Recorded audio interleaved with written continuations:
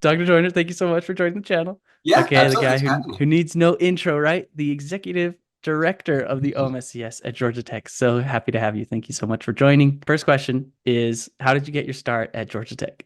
Yeah, absolutely. So my start at Georgia Tech goes way back.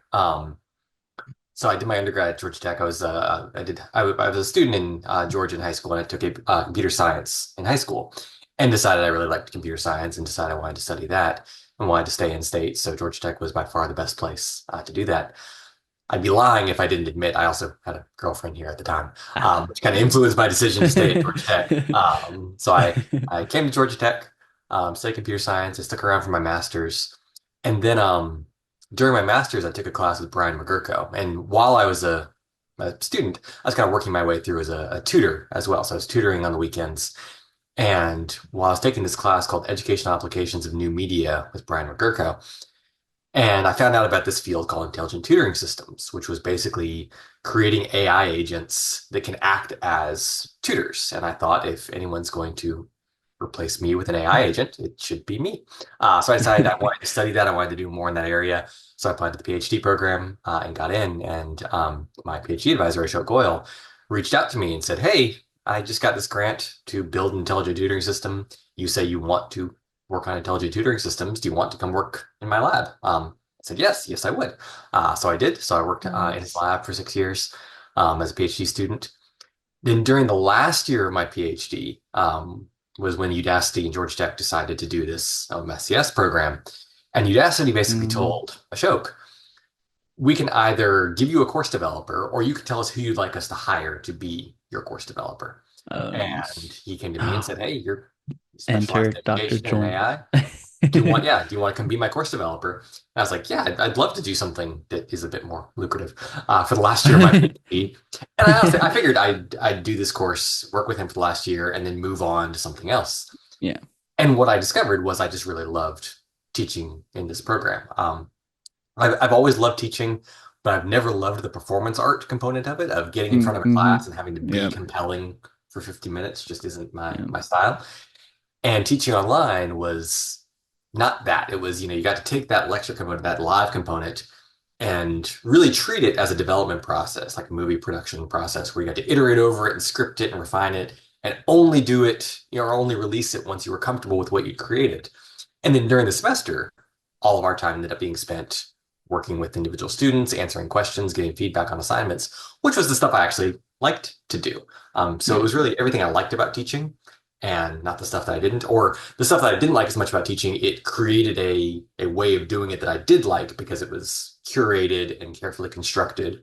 It was really more teaching as software development because we build it, Mm. we iterate over it, but we only release it when we're comfortable with what we've built, which is different from kind of the performance art component of, whether you're ready or not, class starts at 9 o'clock. So I stuck around. And yeah, I'm still here.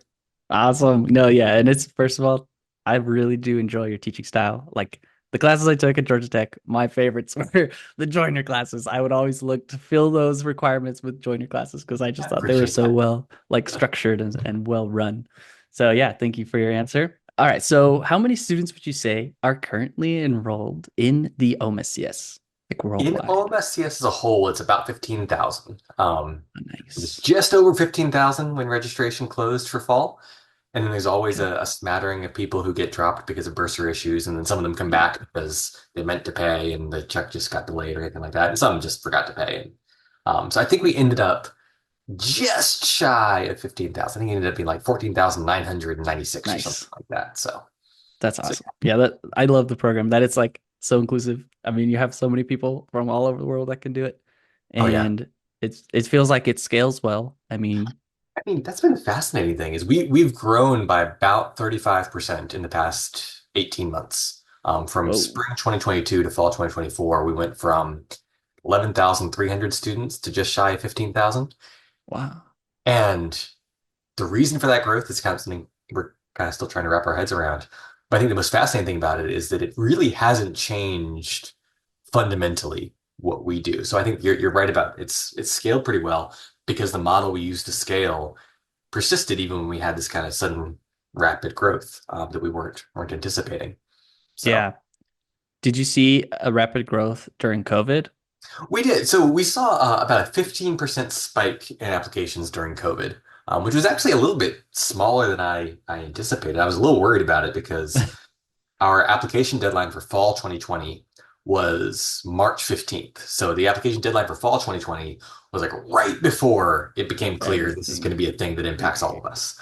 Yeah. And so for spring 2021, I was anticipating a big spike because we already know that when there's, economic downturn or anything like that, many people go back to graduate school to retool, to upskill, Um, to fill up gaps in their resume. There's various reasons, but you yeah. see college enrollment rise during recessions for many of those reasons. Hmm. And when it's due to a global pandemic, I think you tend to go for the program that is affordable and Yeah. it's already online because they're all going to be online. You may Exactly. as well go for the one that was designed to be online, not the Yeah. ones that are trying to figure out how the heck do we do this online. So I was anticipating a bigger spike during COVID, but we had about 15% spike. We were pretty stable for about 2 years after that. So for the couple of years after COVID, we were stable between 11 and 12,000 students. And it's only the past 18 months that we've seen it really Interesting. dramatically uptick. That's a So big change. Yeah, from like 11K to 15K. That's a yeah, ton of new people. Wow. and we actually did a little bit of cursory research to try and understand like is there something that we're not anticipating that's causing this spike? Yeah. Um, Because one of the theories we had was that maybe, tech layoffs have been in the news. Maybe Okay. we're getting a bunch of people who've been laid off. But we found that a very small fraction of our applicants for the fall 2024 class reported that they'd been laid off recently. It was like 5%. And Mm. so it didn't seem to be that. The Hmm. biggest drivers seem to be something that people are still learning about us, which is surprising to me just because I feel like everyone already knows about us, but there's still plenty of people Hmm. still finding out about us. There's been some more attention based on ChatGPT and large language models, and that has captured some public attention. So I think it's driven some people to want to study more computer science because it's clear Yeah. that it's That's relevant the to, future. Yeah. yeah, everything. And the fascinating one is also we're getting more and more students who are recent undergraduates.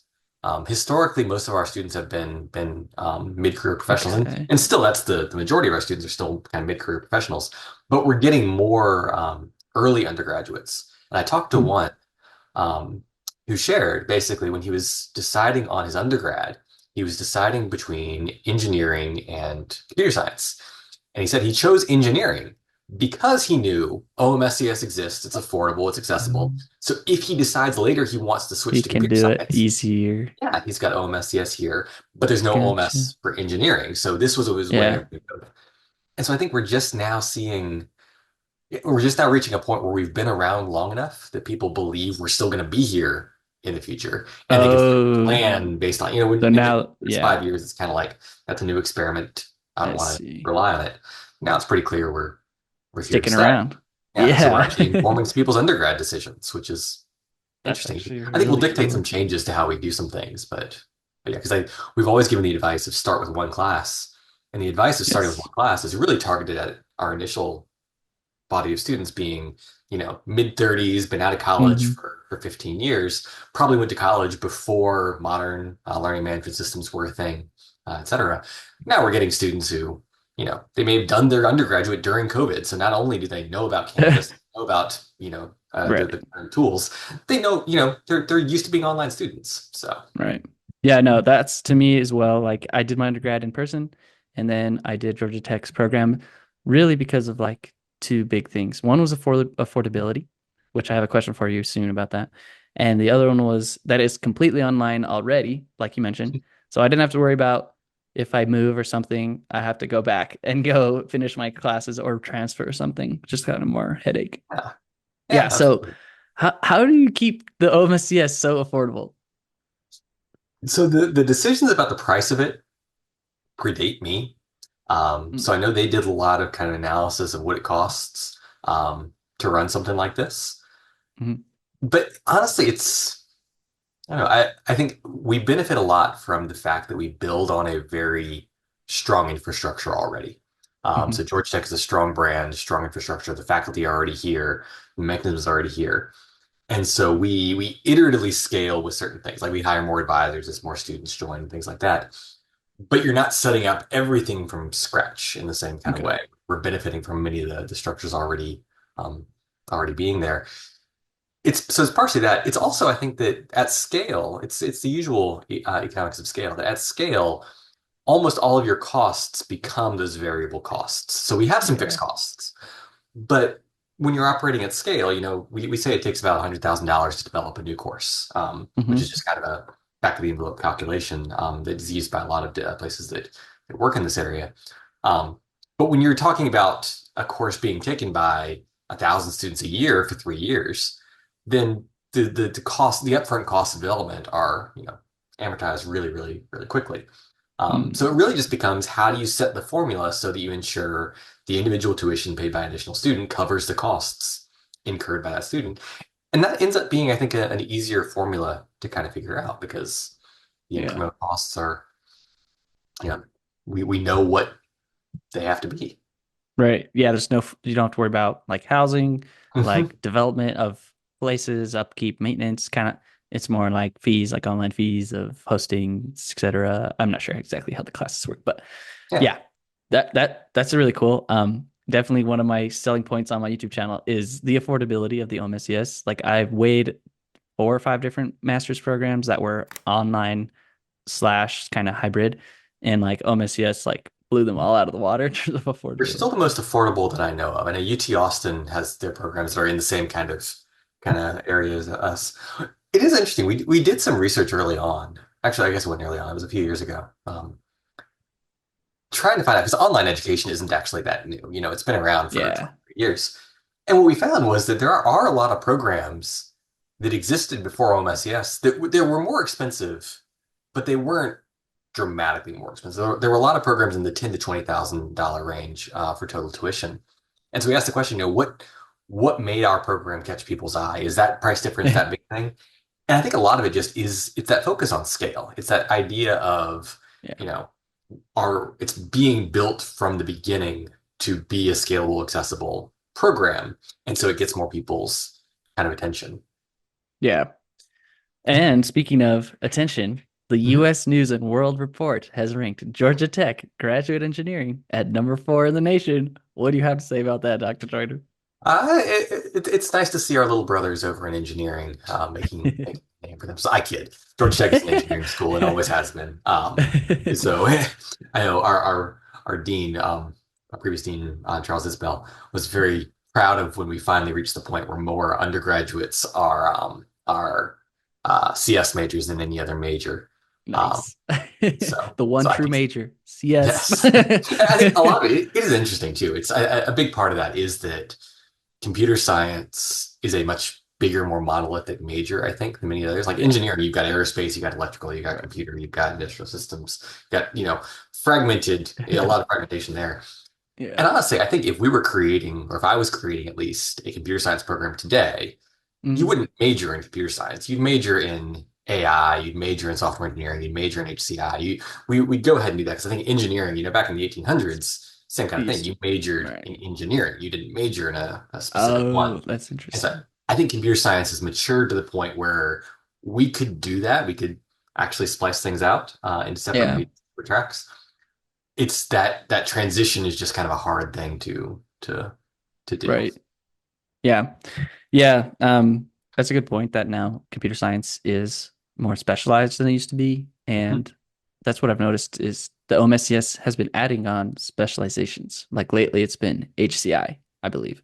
By accident, Um, yeah. oh, really? Yeah, it was so I think one of the things that really defines the OMSCS program, that a lot of people don't understand, is that it is the same program as on campus. We always know that it's the same program on campus. We're very Mm, public about that. Not everyone understands all the implications of that. One of the implications of that is that when a curriculum change is approved for the on-campus MSCS program, it's automatically approved for the online program. oh, The way HCI was added was not, we went out and developed the oh. courses to add HCI. A curriculum change was made on campus. And as a result of that curriculum change, a class we already offered in OMSCS unlocked Nice. HCI as an OMSCS specialization. So Yeah, that's pretty it, cool. it It's is like it always always has been a goal. online. Yeah. Yeah. Like you mentioned, when you have a change in your in-person curriculum, it's reflected in the online curriculum. And that's honestly one really cool thing for those watching at home. yes, when you get your degree, I can verify this. It does not say online anywhere. It's a normal degree, just kind of like any other. And neither does your transcript, which I think Yeah. was like another really big selling point for me was, hey, this feels like, very legit, I guess you could say. I mean, sure, Yeah. online learning is the new norm. I know people are getting used to that still, but regardless, you don't even have to worry about that. It's just like, here's your degree, and it says Georgia Tech, which I think was Yeah. like so nice. It's interesting it being the new norm too, because I feel like it's the new norm has come a lot out of COVID and that drive. And there's a lot Yeah, of growing pains early in COVID, and we're always very careful to disentangle emergency remote instruction from right. online teaching because, Yeah. they're different. But at the same time, I feel like it did show a lot of people the potential of things like, wow, I have a lot more time to learn if I don't spend, if I have a 60-minute class, Yeah, but I spend 30 minutes walking there and 30 minutes walking back, it's exactly. 2 hours on that. And a lot of time is not spent on that. So I think it opened a Yeah. lot of eyes to the potential. Yeah. No, definitely. And now I'm gonna go to some questions from the viewers. Yeah. Um, so some people are wondering if there are any plans of like a OBSCS, like a bachelor's or something. I mean, that's like very innovative, very forward thinking, but I don't know. What are your thoughts on that? Yeah, no, I think that we get this question for bachelor's and for PhD. There, that those two questions I think are, Okay. this was a good place to start. What about the other two ends? And they both Mhm. present their own unique challenges. I think a big part of it is that a bachelor's education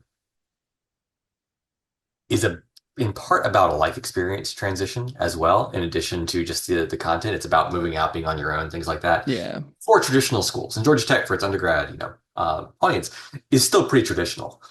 Hmm. I'm of the opinion that it's not right that we take that transition as a prerequisite to that education.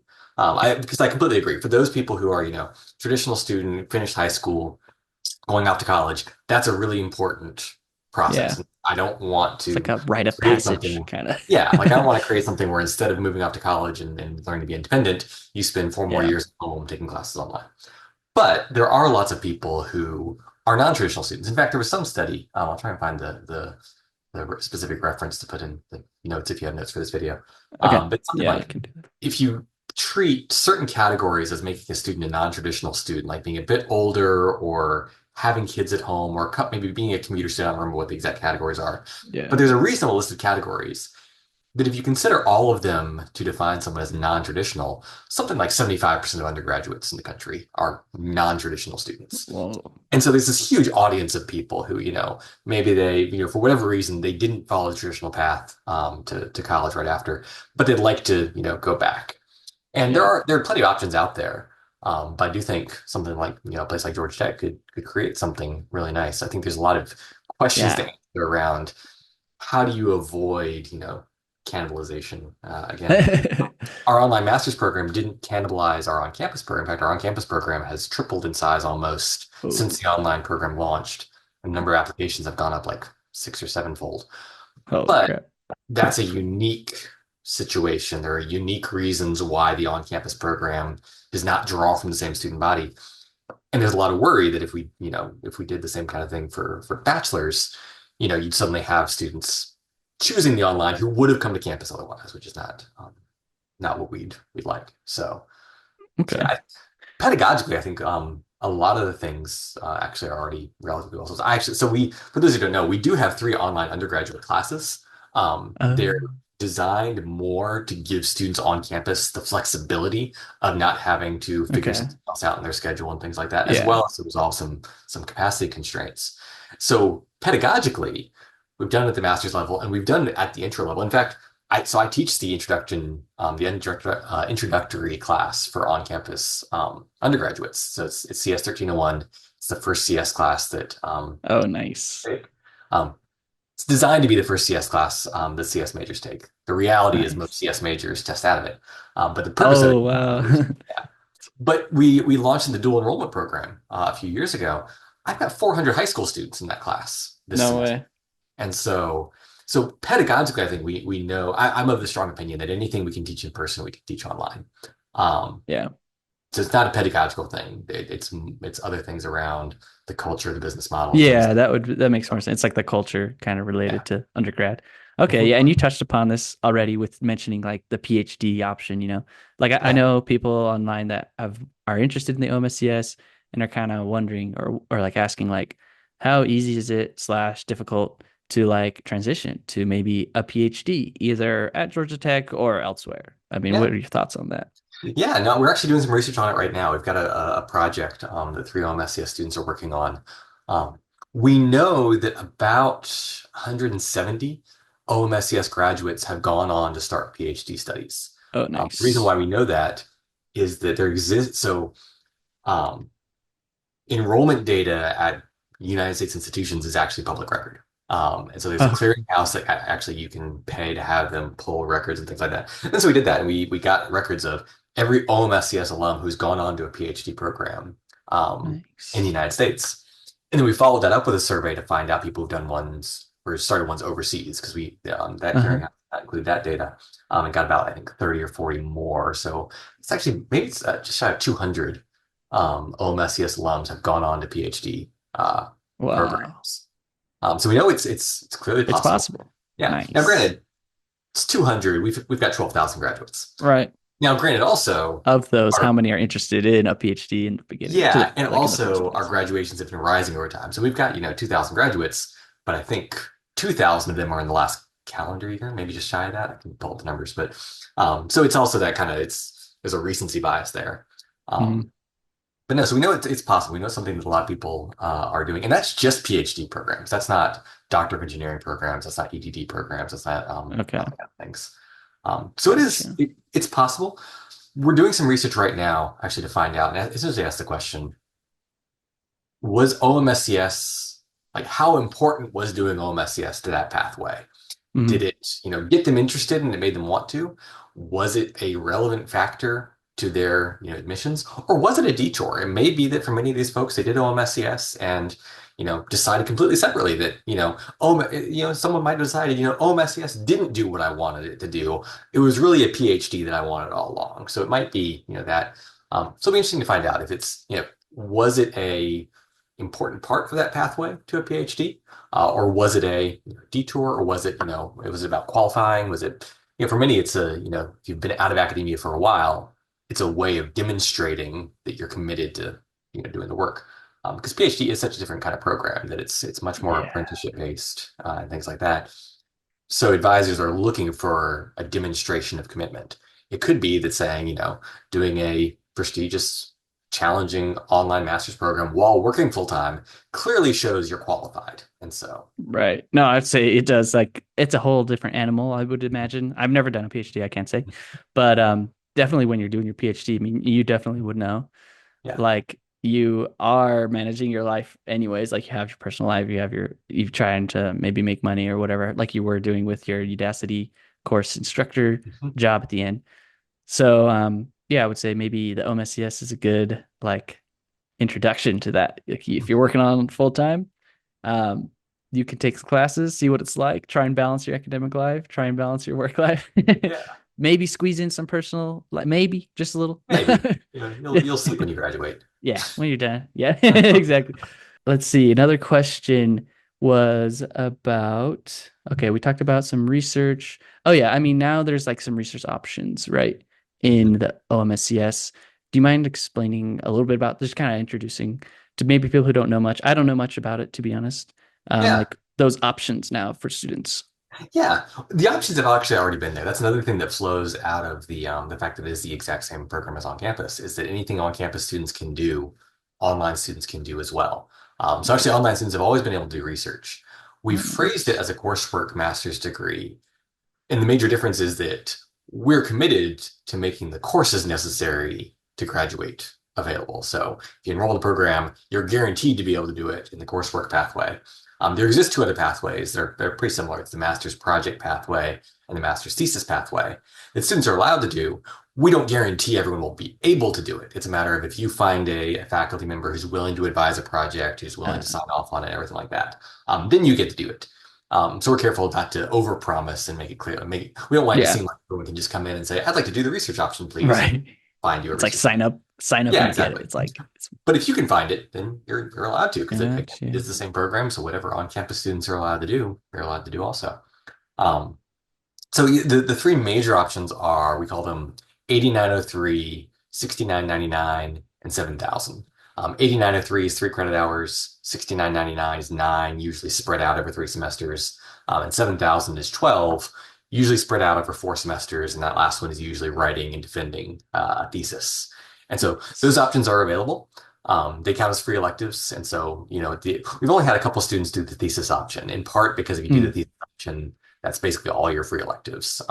So one of our, Oh. in fact, I only know of 2 people who've done the thesis option. Um, and one of them was a guy named Carmine Gaida, who's now a professor up at Pace because he was one of the people who went on to a PhD. So he's a Nice. professor at Pace University. He also wrote many of the tools that we still use today while he was in the program. He wrote Peer Survey. So anyone taking one of my classes that uses Oh, Peer really? Survey, I've taken, yeah, I took yeah, classes with yeah, peer he's the one survey. who wrote Peer Survey. Dang, He wrote the awesome. original script that we use for batch import of grades and a few other things. Oh, When we yeah. made the switch from T Square to Canvas, for those who've been around for a long time, Canvas was an improvement in every possible way, but there were a couple little features it didn't have natively. And Carmine was the one who went off and figured out, oh, hey, Nice. yeah, that's actually easy to do. Here's a Python script that does it. Oh, sick. Um, The but yeah, so hacker. he was one of the ones who did a thesis.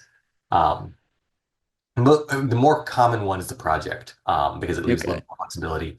And really, in my opinion, the focus of it should be on getting a peer-reviewed publication. So people think of a thesis and think a thesis is very prestigious, and it is.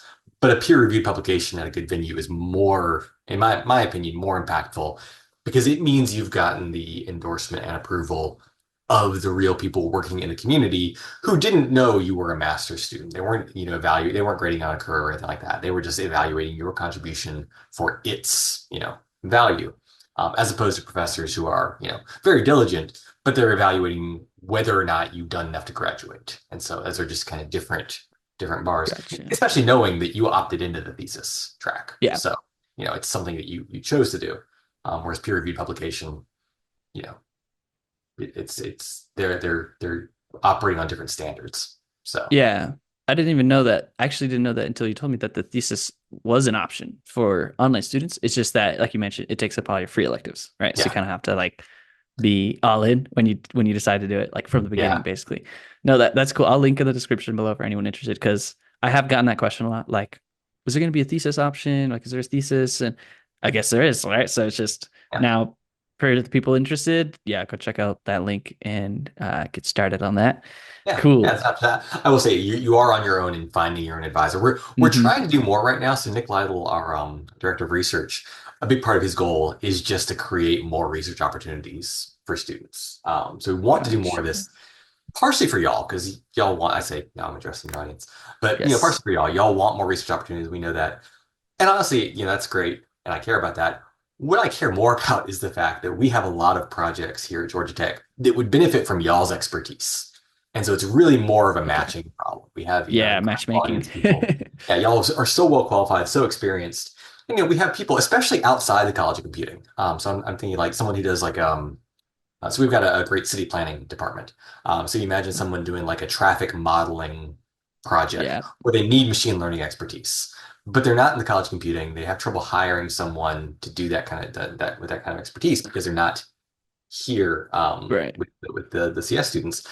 Y'all are qualified, able, and looking to do it for other reasons, and for course credit rather than for funding. And so I think it's a really powerful opportunity we have to improve the research endeavor of Georgia Tech as a whole by opening the floodgates and letting y'all collaborate more with other faculty. It's more just a matter of finding Just the those right like partnerships. pairs, right? Yeah. Like connections. Okay. Gotcha. Oh, real quick, Dr. Joyner, while I'm thinking about it, do you mind if we take a little thumbnail? Like, Yeah, oh sure. yeah, Dr. Joyner. YouTube antics aside, real quick. Right. So oh yeah, one question I have is for classes coming up, because that's a really exciting topic for students. I Right. love the catalog. They get so many options to choose from. It's like a cool version of shopping, but of knowledge. You just get to choose what you want to learn about. So, any cool classes coming up in the works for OMSCS that we should know about? Yeah, and absolutely. So I'm usually very cagey about this because for those who are interested in a little bit of Georgia Tech lore or OMSCS lore, if you ever hear certain students refer to computational journalism. Computational journalism was a class that was announced to be under development and then just never launched because it just, you know, stuck in, development kind of Okay. obstacles. And then the professor got promotion and, it never ended up happening. But people were expecting it for a long time. And it taught us that people are going to plan their schedule. Excuse me. Uh, People are going to plan their schedule based on the classes we say are coming. And so if we say a yeah. class is coming and it doesn't It's like come, it's like Portal it's not just 3. a No. matter of like, a video game being canceled. It's like, well, I planned to do Right. that class for my, last free elective, so now I have to do this. If I'd known that wasn't going to come out. So Mm. the point of all this is that we're more um, uh, reluctant to announce a class until we're positive it's gonna launch, Okay. which Yeah, it is makes very sense. close. Now I say that, It's like caveat. Okay. yeah, Got through the that's caveat. that's my attitude. Given Um, that. Yeah. very often our faculty will go out and say it. And once our faculty say it publicly, it's perfectly fine. So when Mark Rydell undeveloped natural language processing, he mentioned that, on his Twitter. And so I wasn't letting the cat out of the Oh. bag when I say, hey, natural language processing is in development. Nice. So we've got a couple classes that the professors have actually already said publicly that they're building. So Okay. someone's building a computer graphics course. Computer graphics. They'll be Nice. fantastic. And if all goes according to plan, it would unlock that specialization as well. Now that one's been under Oh. development for a long time. So it's kind of in that same position of it's been been under development for a long time. I'm pretty confident we'll see it soon. And the professor himself has said that it's coming. There was actually a Reddit thread a couple days ago where the professor for the new databases course also posted noting, "Hey, this course is coming. We're looking for feedback on it," which is amazing to see.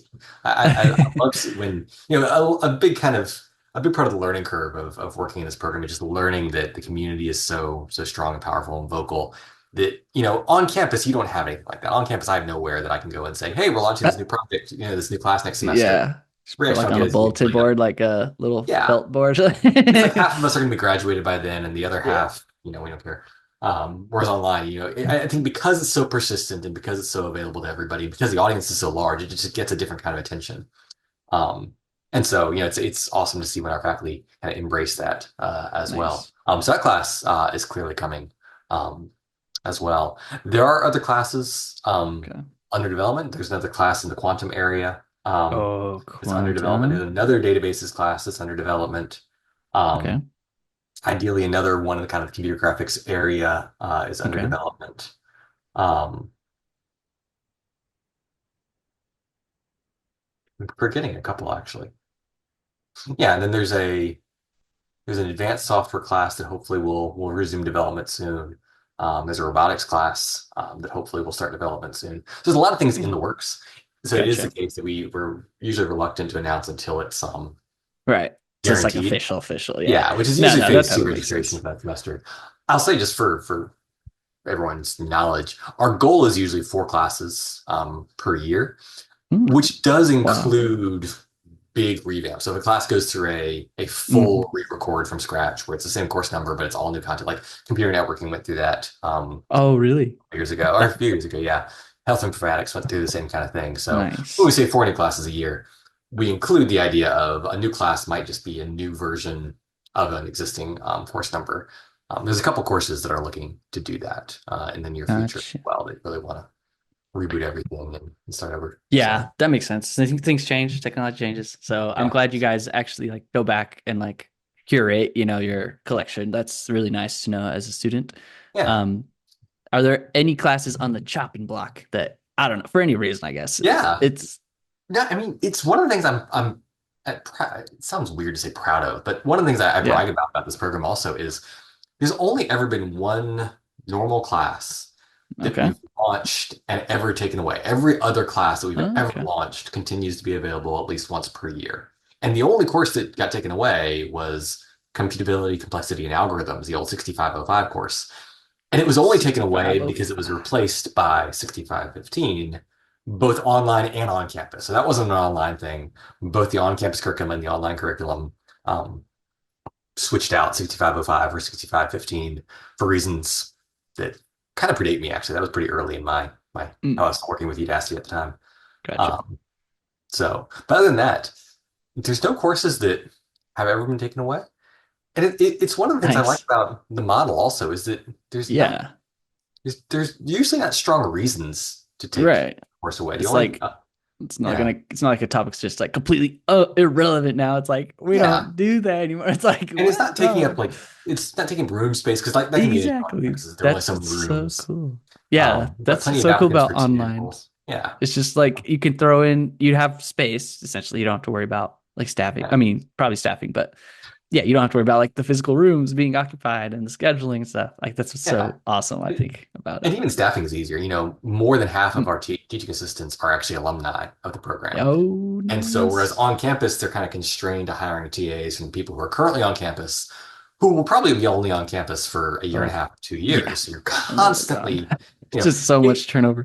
yeah, it's honestly, it's one of the big things that it's a conversation I've had over and over about why the program works. So we still encounter skeptics. My biggest Yeah. class this semester is 1,800 students. I tell Oh, people I have wow. a class with 1,800 students, and the reaction I get sometimes is, there's no way you can effectively teach 1,800 students. And I say, well, yeah, but I've got a teaching staff of 45 teaching assistants in that class this semester. And they're like, Yeah. well, yeah, teaching assistants, but you have to monitor them and train them and really, keep careful track of what they're doing. Like, well, of my 45 teaching assistants, I think 42 have been with me for more than 3 years. Whoa. That's That's different. actually so Yeah, it's like different. calling That's folks like a teaching company. assistants. That's like a Yeah, exactly. longevity. Like you got people, the expertise is there already. You don't need Yeah, to spend time teaching all the like the mechanics of TAing. exactly. And so if we were doing this in person, really, we wouldn't call it a class of 1,800 people. We'd call it, you know, 36 sections of 50 people, each with their own teacher. Individual Because if you've instructor, been, basically. a TA for the class for 3 years, your You role is know, like beyond how to do. that. Yeah. So, So, Dr. Joyner, I'm not into gotcha journalism. Okay. I really don't like that. I'm not trying to like bring up any sort of subjects. Um, it's just a popular topic, and mhm. definitely you can say like no comment. I don't mind it. So I took Grad Algos, and that's a hard class, like It admittedly, is. and I probably went into it a little bit too naive. Like I thought to myself, hey, I've taken hard classes, I've done the fine. What's one more hard class? No, this one kicked my butt. Like I switched specializations, and it was very humbling. Honestly, I've learned so much from that. I really do acknowledge like the you know it's meant to be hard. Mhm. And okay, so recently I've heard that they're adding in more like programming into the course, Mhm. which I think is great. Yeah. I guess for me that's kind of my strong suit. Maybe I was leaning too much on that, but I'm really glad that now there's like some more programming assignments. Are there any changes upcoming as well for like grad algos or your thoughts in general? Yeah. No, I'd say that yeah, no, it's always been it's funny. It's always been kind of considered the final boss of OMSCS, Yes. which I don't actually like that Definitely. perception. I shouldn't say I don't like that perception. I don't like that is the reality I see, for I see. specializations. It is the reality because it is the fact that you can't get into later. I will say Yeah. it's actually gotten a lot better. Sorry, I'm going to digress Okay. for a second, but this is just something that You're good. most things you can see in our systems. This is something you can't actually see in our systems. People always talk about how hard it is to get into graduate algorithms, and you can actually go back in my Reddit comment history and find an explanation for why that is. But it's essentially Oh, that you nice. can have students with very different registration priority who one of which, so someone with much earlier priority is not going to graduate that next semester, whereas someone with much Okay. later priority actually is technically graduating because if you're currently enrolled in three classes and you're planning to do 3 classes next semester and you've already done 4, then you're a degree candidate, even though you only have 4 completed classes. You can Gotcha. also have 8 completed classes and not be a degree candidate if you're only planning to take 1 class the next semester. And so we Gotcha. artificially keep the cap low to allow us to prioritize those people who clearly from their application to graduate, their other class registrations, clearly they are going to be ready. And if we don't let them take it that next semester, they would not graduate when they could have otherwise. So that's the reason why the cap is kept low initially, is just to let us go in and say, okay, you who are taking 3 classes right now and are going to take 3 classes next semester, you get a permit into grad algorithms. Whereas you who are only going to take 1 class next semester, even though you have 8, you'll probably be able to take it anyway, but you're a slightly lower priority because you're not trying to graduate next semester. You could take 1 class and then do graduate algorithms the following semester. Point being of all this, Hmm. that's the reason why we keep that cap artificially low to begin with. Hmm. It's actually the case. It's not nearly as hard to get into as it looks. This Yeah. semester, we had first term students get into grad algorithms from the wait list. So you always hear people talk about Oh, wow. free for all That's Friday and things actually like that. impressive. But we even had first term students get in from the wait list. Yeah. And part of that is the churn, and part of that is a lot of things go into that. But it's not as hard to get into as people think it is. I do think it's the case that it's also gotten because it's got that reputation for being the final boss. Yes, a lot of people don't even try to get in until later because they've heard Uh-huh. it, so they don't try. They're just So I say like, this to say, you know, join the wait list. Once you have your schedule otherwise set, join the wait list for it and just see what happens if you're trying to take it earlier. yeah. But yeah, so I think it's the final part of it that I don't like. I don't think it's a great It, class to take first, which is true for classes, just because it is such a different kind of knowledge. I say that. Others disagree. There are plenty of people who think it's actually a perfect class to take first because it equips you with some you algorithmic just thing. get like you just get the hardest part done like first kind of and then Yeah. just And okay. just like the content, it's like it equips you for, the skills you learn in it are useful in other classes as well. Okay. I think it's a case of, and I'm still building from that perspective of, for many people, they're coming back to school after 5 or 10 or 15 years away. You probably want to start with a class where the workload is very predictable. I often recommend HCI and KBAI as first term classes, Yeah. partially I like having Oh, yeah. first term students in my classes. KBAI, that was my first class. Let's Yeah, go. I really liked yeah, it. and part of it is that part of it though is I think it's good to start with a class where the workload is going to be pretty consistent week to week, and I can pretty well gauge how long it's going to take me to do certain things. HCI is probably an even better example of that just because it's so writing heavy and you kind Yeah, I of did know, that one too. yeah, Hmm. how long it takes you to write an essay. Now it might take Right. some people more than others, but you kind of know. There's not a lot of problems in that class where it's an unknown amount of Yeah, you're time. Or just some like project, fresh. I'd never seen yeah, this before. yeah, or some Yeah, project-based totally. classes, it's like you look at the description, you think, oh, that's good. Like machine learning for trading, we see this a lot of people who look at project 1 and 2 and are like, oh, I did that in a couple hours. So Oh project 3 is yeah. like, so I can do that the night uh, before. And then they get to project 3 and they're like, oh, I should this have is started this a hard. while ago. Yeah, no, Um, that's a good point. so I don't think it's not necessarily great to start that way just because it is kind of unpredictable in workload, and Yeah. things like that.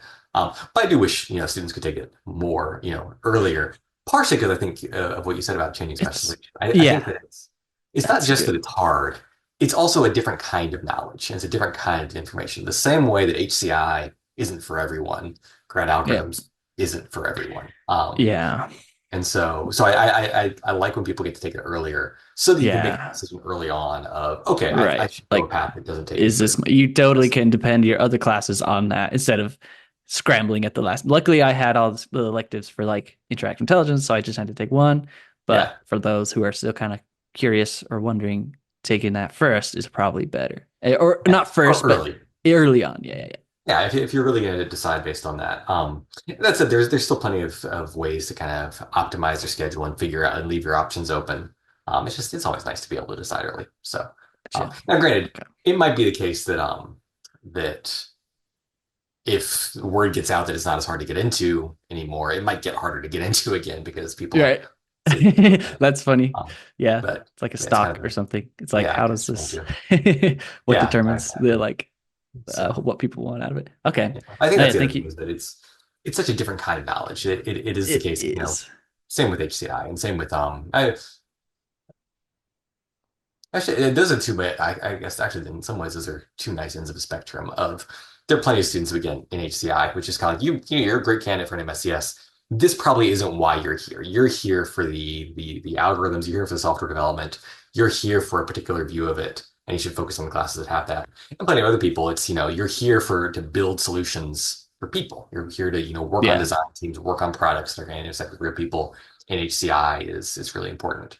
Right. I say this, I think HCI is something that everyone should take because I think I that, think it was honestly real yeah, because that's what I face at my job. So much coding, so much programming, but like why? You're like, right. what's the end To goal? keep Like that human in mind. And exactly, you save so much yeah, time. there's a fantastic book also. It's called The Prisoners Are Running the Asylum. No, I'm sorry, The Inmates Are Running Oh, the Asylum. I have put that on my to read list, but I still Yeah. need to read it. And it's all about just how more engineers need more HCI expertise because you can Right. have the design person on your team and things like that, but it informs so many really low level decisions that you make otherwise. Oh yeah, And you totally. need to have that in mind. So content wise, I think it's a class that I think everyone should take because I think no matter what Oh you're going yeah. to do in CS, it's going to be relevant It's in some so ways. relevant. Yeah. It may be the case that for what you want to learn, it might not be the right class Yeah. for some students. But you So, can spare one credit. You can spare three right. credits. You know what I mean? And that's a really good investment, I would say, for those at home. trying to Yeah. decide what class to take, try HCI once. Honestly, it's a good class, and it's a That's Dr. Joyner class, so double It's bonus. also the case that we get plenty of we get plenty of students who ask, can I take classes after graduation and things like that. Hmm. So yeah, 10 classes are required to graduate, but you don't have to. And so it's also the Right. case that, if you are trying to optimize a curriculum and things like that, taking a couple extra courses is a very common thing for people, It's either after nice. or before graduation. So we have some people do it because Yeah, they have to fulfill requirements, but we have plenty of people who just do it because they have a couple more classes they want to take, and so they don't graduate until exactly. they do those. So Yeah, there's no rush really yeah, sometimes, depending on your situation. So, yeah, okay, well, Doctor, thank you so much for answering all these questions. Really of appreciate course. it. So impressed by you, honestly, that you are like so friendly, outgoing for the students' sake. That shows me that you really care, and that like that reflects in the OMSCS, I would say. So definitely those at home watching, like try it out. Go apply. It's such a good program. And now, Dr. Joyner, I want to present to you a gift that I will send this to you, okay, after this. But I would like to present to you as the official goat of the OMSCS. Okay, That's I fantastic. exactly, this is you are the goat. Okay, thank you so much for all your hard work at the OMSCS, and thank you. I'll stop recording now. I appreciate uh, it. yeah.